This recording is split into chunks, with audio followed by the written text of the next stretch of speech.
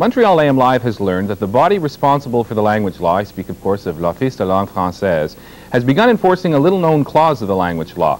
It involves language of verbal instruction in public. Reporter Boris Allen has this exclusive report.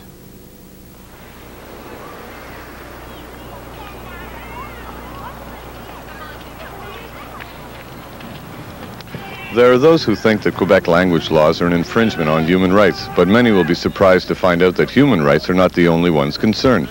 This dog may be guilty of breaking a little-known clause in the law which is only now coming to light. In Quebec, in public, you must use French commands with your dog. Normand Réal, kennel owner and dog trainer, runs a government-certified language training center for dogs. How does it work? It's really very simple. People have trained their dog to obey English commands, and here we train them in French. You mean like sit, heel, come here, boy? There is no English. Here we say assis, au pas, viens. And we use no English name like Rover or King. Médard or Pitou, it's much better, but Latin names like Rex are okay too. This is Kiwi, and it's forced me go to school. This is cost for me $300, and I am not so rich.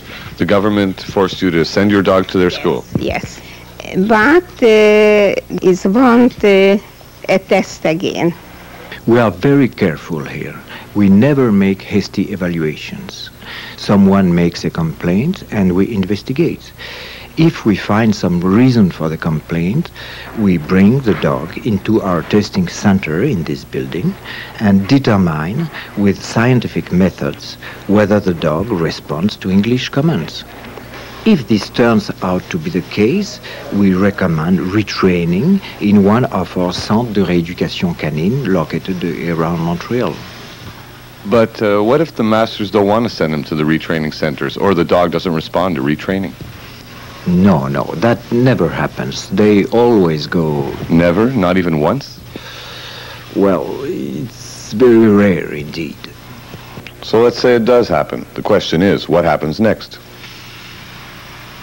Well, we can't put them up for adoption here, but we do try to find homes for them outside of Quebec, like Ontario. But that's very time-consuming and very expensive. We do try to keep them as long as possible, though. It's hard to imagine what goes through the minds of legislators who come up with laws such as the ones that determine the fate of these dogs. Language and culture may be protected, but who is going to protect these animals? This is Boris Allen from Montreal.